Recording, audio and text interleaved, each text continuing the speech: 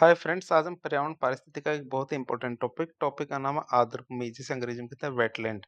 इसके बारे में काफी डिटेल से चर्चा करेंगे। आप हमारे साथ बने रहिए ताकि आपको इसके बारे में जानकारी प्राप्त हो सके। तो शुरुआत करते हैं आज का टॉपिक है आर्द्रभूमि या वेटलैंड, जिन्हें हम क्या बोलते हैं, पारिस्थितिकी का गुर्दा मतलब किडनी ऑफ द लैंडस्केप कहा जाता है। आप इसे याद रखेंगे किसे, आर्द्रभूमि को। तो इसके बारे में ठीक से जानकारी लेते हैं। तो आर्द्रभूमि को अक्सर प्रकृति की किडनी कहा जाता है। क्यों? क्योंकि जिस तरह गुर्दे क्या करते हैं, हमारे शरीर से अशुद्धियों को साफ करते हैं। या जिस तरह से गुर्दे हमारे शरीर से अशुद्धियों को साफ करते हैं, उसी तरह आर्द्रभूमियां भी क्या करती है, पानी से प्रदूषकों को छान करके जल को शुद्ध करती है। आर्द्रभूमि क्या करती है, पानी से प्रदूषकों को छान करके जल को शुद्ध करती है। चित्र में आप वेटलैंड देख सकते हो, वेटलैंड का लोगो देख सकते हो।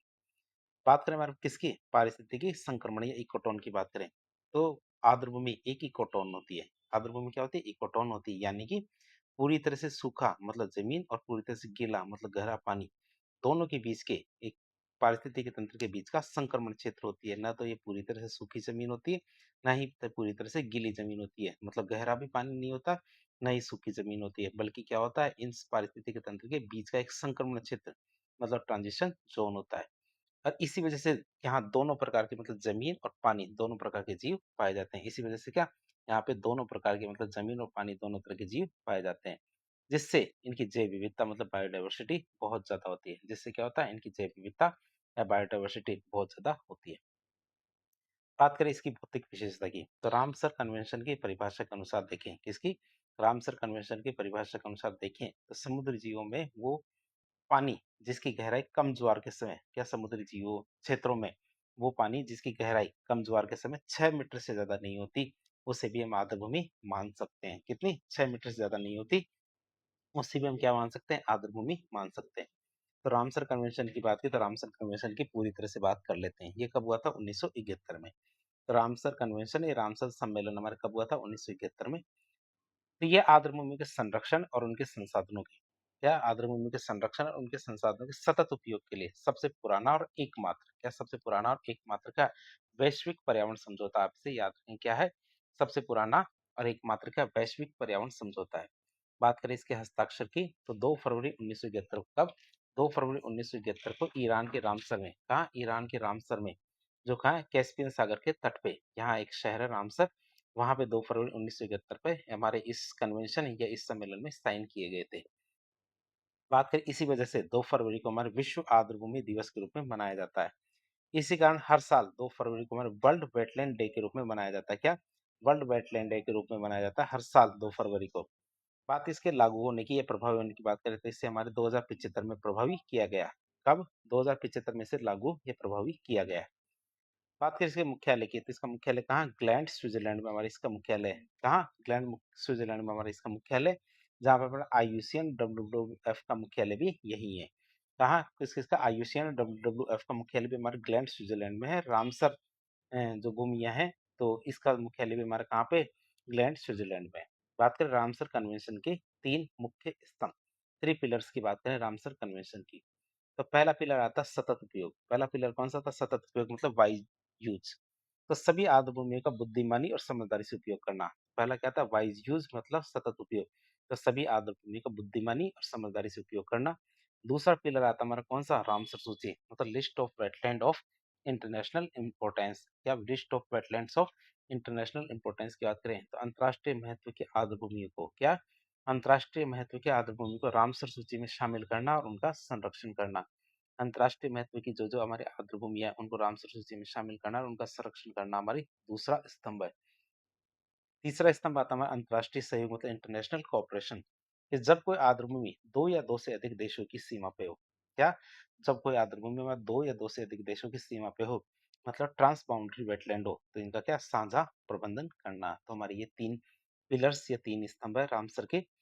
तो पहला स्तंभ आता है सतत उपयोग मतलब वाइड यूज, दूसरा आता है रामसर सूची मतलब list of wetlands of international importance, और तीसरा आता है हमारा कौन सा, अंतर्राष्ट्रीय सहयोग।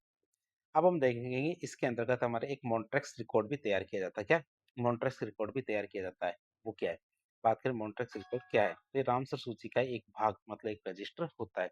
रामसर सूची का एक रजिस्टर ये भाग होता है, उसकी बात करें। बात करें इस सूची के अंदर मतलब मॉन्ट्रेक्स रिकॉर्ड में किसको शामिल किया जाता है, तो इसमें केवल उन रामसर आर्द्र भूमियों को शामिल किया जाता है। इसमें क्या केवल उन रामसर आर्द्र भूमि को शामिल किया जाता है जहाँ पे तकनीकी विकास, प्रदूषण और अन्य जो मानवीय हस्तक्षेप है, क्या-क्या हमारे तकनीकी विकास, प्रदूषण और अन्य मानवीय हस्तक्षेप के कारण पारिस्थितिकी स्वरूप में नकारात्मक परिवर्तन हो चुके हैं। इसकी वजह से हम आपको बात करें तो इसमें उन रामसर आर्द्रभूमि को शामिल किया जाता है जहाँ पे तकनीकी विकास, प्रदूषण और अन्य मानवीय हस्तक्षेप के कारण क्या तकनीकी विकास, प्रदूषण और अन्य मानवीय हस्तक्षेप के कारण पारिस्थितिकी स्वरूप में नकारात्मक परिवर्तन मतलब इकोलॉजिकल चेंज हो चुके हैं या फिर ये चेंज हो रहे हैं या भविष्य में होने की संभावना है। उद्देश्य की बात करें तो किसी साइट को मॉन्ट्रेक्स रिकॉर्ड में डालने का मतलब ये नहीं होता क्या जैसे हमारे रामसर साइटें हैं, बहुत सारे रामसर साइटें होती है, जैसे भारत में भी 100 से अधिक रामसर साइटें हैं। तो इन साइटों का बात करें तो इन साइटों में से किसी साइट को मॉन्ट्रेक्स रिकॉर्ड में डालने का मतलब ये नहीं होता कि उस देश को दंडित किया जा रहा है, बल्कि ये एक तरह का अलार्म होता है जो दुनिया का ध्यान उस आर्द्रभूमि के खतरे की ओर खींचता है कि भैया ये आर्द्रभूमि बहुत ज्यादा खतरे में है, दुनिया वाले इस पे ध्यान दो, नहीं देंगे तो ये खत्म हो जाएगी, ताकि उसे बचाने के लिए अंतर्राष्ट्रीय तकनीकी और वित्तीय सहायता मिल सके। तो ये अच्छी बात होती है हमारे मॉन्ट्रेक्स रिकॉर्ड। बात करें भारत और मॉन्ट्रेक्स रिकॉर्ड की, तो भारत और मॉन्ट्रेक्स रिकॉर्ड की बात करें हम तो वर्तमान में भारत में केवल 2 आर्द्रभूमि है। कितनी? 2 आर्द्रभूमि हमारे मॉन्ट्रेक्स रिकॉर्ड के अंदर शामिल है। कौन-कौन सी? तो केवला देवी राष्ट्रीय उद्यान और एक हमारे क्या लोकटक झील मणिपुर की। तो केवला देव राष्ट्रीय उद्यान जो हमारे भरतपुर के अंदर है, जिसे बात करें तो हमारे 1990 में इसे शामिल किया गया था मॉन्ट्रेक्स रिकॉर्ड के अंदर। कारण क्या था? पानी की कमी और घास चरने पर रोक की वजह से। क्या पानी की कमी और घास चरने पर रोक के कारण पारिस्थितिक संतुलन बिगड़ गया था। इसी वजह से हमारे केवला देवी राष्ट्रीय उद्यान, जिसे घना पक्षी विहार भी कहते हैं, जो किसके लिए प्रसिद्ध है? हमारे साइबेरियन सारस के लिए प्रसिद्ध है, जो हमारी सर्दियों के मौसम में कड़ाके की ठंड में हमारे क्या गर्मी लेने के लिए और अपने अंडों को हेचने के लिए कहाँ आते थे? केवला देव राष्ट्रीय उद्यान राजस्थान के अंदर। तो हमारे किस वजह से? क्यों? क्योंकि यहाँ का पारिस्थितिक संतुलन बिगड़ गया था, इसी वजह से इसे मॉन्ट्रेक्स रिकॉर्ड में शामिल किया गया है। फिर आती है हमारी लोकटक झील, जो कहाँ है? मणिपुर के अंदर है। 1993 में इसको शामिल किया गया था। किस वजह से? कारण क्या था? हाइड्रो इलेक्ट्रिक प्रोजेक्ट के कारण। किस वजह से? हाइड्रो इलेक्ट्रिक प्रोजेक्ट के कारण हमारे वनों की कटाई, प्रदूषण और जल स्तर का बढ़ना। ये 3 कारण थे हमारे कौन-कौन से? वनों की कटाई, प्रदूषण, जल स्तर का बढ़ने की वजह से 1993 में इसे लोकटक झील को हमारे जो मणिपुर की है, उसे क्या है इस मॉन्ट्रेक्स रिकॉर्ड में शामिल किया गया था। एक बात का आपको पहले से पता होनी चाहिए कि एक झील थी हमारी कौन सी? चिल्का झील। तो चिल्का झील को भी हमारे मॉन्ट्रेक्स रिकॉर्ड में शामिल किया गया था, उसकी बात करें, लेकिन बाद में इसे हटा भी दिया गया।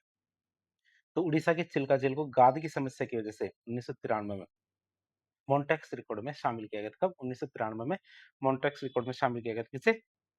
चिल्का झील को। और कारण क्या था? गाद की समस्या की वजह से।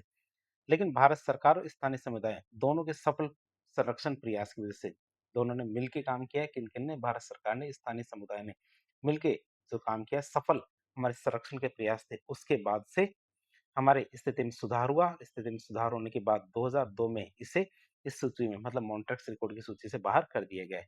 इसके लिए हमारे भारत सरकार को हमारे रामसर संरक्षण पुरस्कार भी दिया गया है। कौन सा पुरस्कार? रामसर संरक्षण पुरस्कार दिया गया है चिल्का झील को मॉन्ट्रेक्स रिकॉर्ड से शामिल वो रिकॉर्ड से हटाने के लिए। बात करें भारत में जो हमारे रामसर स्थल है उनकी बात करें, तो भारत के प्रवेश की बात करें तो भारत 1 फरवरी 1982 को रामसर समझौते पे जिसने साइन कर दिया था। कब? भारत ने कब कर दिया? 1 फरवरी 1982 को रामसर समझौते पे भारत ने साइन कर दिया। पहली साइट कौन थी? हमारी चिल्का झील, जो उड़ीसा की है। साथ ही साथ हमारा केवलादेव राष्ट्रीय उद्यान हमारा राजस्थान का है। तो ये दोनों के दोनों हमारे क्या थी? रामसर साइट थी, आपसे याद होंगी। 1981 में ही रामसर स्थल के रूप में मान्यता मिल गई थी। क्या इन दोनों को हमारे 1981 में रामसर स्थल के रूप में मान्यता मिल चुकी थी। बात करें वर्तमान में भारत में 100 कितने 100 रामसर स्थल है। तो बात करें पर्यावरण, वन और जलवायु परिवर्तन मंत्रालय के प्रयासों से, किनसे? पर्यावरण, वन और जलवायु परिवर्तन मंत्रालय के प्रयासों से भारत का रामसर नेटवर्क अब एशिया में सबसे बड़ा और वैश्विक स्तर पर देखें तो वैश्विक स्तर के मामले में तीसरे स्थान पे। तो एशिया का तो सबसे बड़ा है रामसर नेटवर्क, और साथ ही साथ वैश्विक स्तर पर संख्या में देखें तीसरे स्थान पे आता है दुनिया में। बात करें भारत का 100वां रामसर स्थल कौन सा था? तो 5 जून 2026 को। कब? 5 जून 2026 को 100वां रामसर स्थल घोषित किया गया, और वो भी कौन सा? उत्तर प्रदेश के बलिया जिले का जय प्रकाश नारायण पक्षी विहार, जिसे सुरहा ताल भी कहते हैं। तो वो हमारे क्या 100वां हमारे रामसर स्थल घोषित किया गया था। कब? 5 जून 2026 को। बात करें हम राजस्थान में रहते हैं तो राजस्थान के जो रामसर स्थल है उनकी बात करें तो एक तो हमारा कौन सा है? केवलादेव राष्ट्रीय उद्यान, जो हमारे भरतपुर के अंदर है। जिसे घना पक्षी विहार भी कहते हैं। तो 1981 में शुरू में हमारे इसको शामिल कर लिया गया था। फिर सांबर झील जो जयपुर के अंदर है, हमारे 1990 के अंदर इसको शामिल किया गया। फिर खीचन वेटलैंड जो फलोदी के अंदर है, 5 जून 2025 को। मैनार वेटलैंड कॉम्प्लेक्स हमारे उदयपुर के अंदर है, 5 जून 2025 को। तो दोनों दोनों एक साथ, ये खीचन वेटलैंड और हमारा मैनार, ये दोनों के दोनों हमारा 5 जून 2025 को वेटलैंड के अंदर शामिल किए गए थे। और लास्ट हमारा कौन सा था? सिलिसेड झील, जो कहाँ पड़ती है? अलवर में। तो 12 दिसंबर 2025 को इसे भी हमारे रामसर स्थल के रूप में सूचित किया गया था। तो इस तरह आज एक लेक्चर के जरिए हमने पर्यावरण पारिस्थितिकी का एक बहुत ही इंपॉर्टेंट टॉपिक हमारा रामसर या फिर आर्द्रभूमियां, रामसर कन्वेंशन और आर्द्रभूमि के बारे में काफी डिटेल से जानने की कोशिश की। तो इस तरह के इंफॉर्मेटिव वीडियो देखने के लिए हमारे चैनल से जुड़े। वीडियो यदि पसंद आता है तो वीडियो को लाइक करें, चैनल को सब्सक्राइब करें, अपने दोस्तों के साथ शेयर करें। धन्यवाद।